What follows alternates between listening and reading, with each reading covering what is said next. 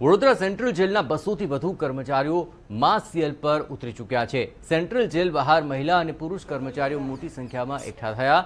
Poster અને સૂત્રોચ્ચાર સાથે તેમણે વિરોધ પ્રદર્શન યોજ્યું હતું।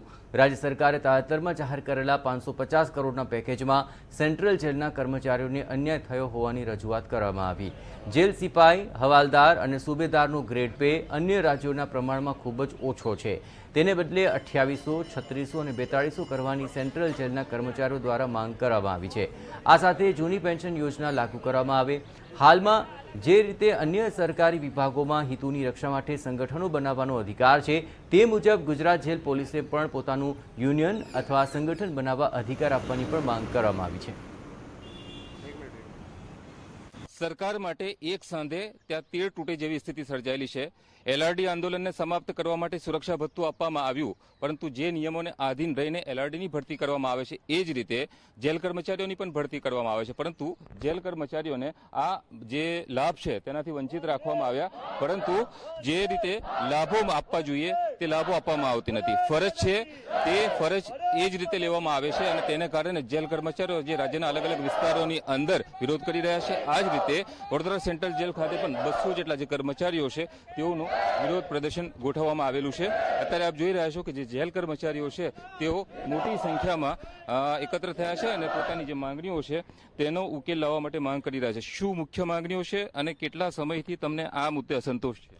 ગુજરાત ગવર્મેન્ટે 550 કરોડનું પેકેજ જાહેર કરવામાં આવ્યું, એમાં અમારા જેલ વિભાગનો ઉલ્લેખ કરવામાં આવ્યો નથી। અમે ગૃહ વિભાગમાં આવતા હોવા છતાં પણ અમને એ પેકેજનો લાભ નથી મળ્યો, તેથી એ લાભ તાત્કાલિક ધોરણે આપવામાં આવે એ અમારી મુખ્ય માંગ છે। અને રજા પગારમાં પણ સુધારો કરવામાં આવે। એલઆરડીને પગાર 150 લેખેનો સુધારો કરીને 665 રૂપિયા કરવામાં આવે, પણ જેલના કર્મચારીનો પણ એ પ્રમાણે જેલ સિટી પોલીસને આપવામાં આવે એટલા લાભો અમને પણ આપવામાં આવે, એ અમારી મુખ્ય માંગ છે। ભરતીની પ્રક્રિયાઓ છે આપની અને એલઆરડીમાં, અથવા તો એને શું હોય?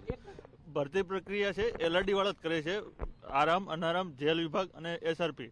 તો એલઆરડી વાળા જ ભરતી પ્રક્રિયા એ કરે છે અને છેલ્લે મેરિટ વાઇઝ જેલમાં મેરિટ પ્રમાણે જે તે કેડેટમાં જાય છે।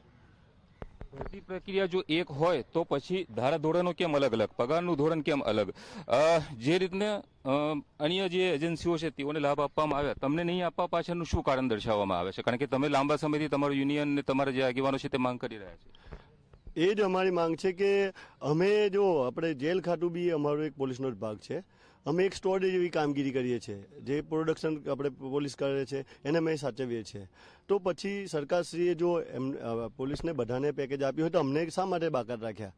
અમારી નોકરી બી એવી હોય છે કે જોખમી હોય છે, અમે જોખમ સાથે ખેલવું પડે છે અને એવી પ્રમાણે તો સરકારને અમારી એક જ વિનંતી છે, તો અમને કેમ બાકાત રાખ્યા? પોલીસ નાગરિકોની રક્ષા માટે જે પ્રકારે કામગીરી કરે છે એ જ રીતે જેલની અંદર ખૂંખાર કેદીઓ વચ્ચે કામગીરી કરવાની હોય છે। કામગીરી બંનેની સરખી હોય છે, છતાં પણ જે લાભ આપવામાં ધારાધોરણો અલગ અલગ નક્કી કરવામાં આવેલા છે। જે રીતે પગાર હાલ આપવામાં આવે છે તેને કારણે પરિવારનું ગુજરાન શક્ય છે ખરું? ના, અમારું આ 19,950માં અમારું પરિવારનું જીવન જોખમમાં છે, શક્ય નથી પૂરેપૂરું। અમારી અત્યારે મોંઘવારીના લીધે મોંઘવારી ભથ્થા વધી રહ્યા છે, તો અમે શું 20,000માં અમારા લોકોનું પરિવારનું ભરણ પોષણ નથી ચાલી રહ્યું। બાળકો ભણાવવા પણ અઘરા પડી રહ્યા છે અમારા માટે। બાળકોને ભણાવવા હોય અથવા તો જે પરિવારનું ગુજરાન ચલાવવું હોય તે ભારે પડી રહ્યું છે।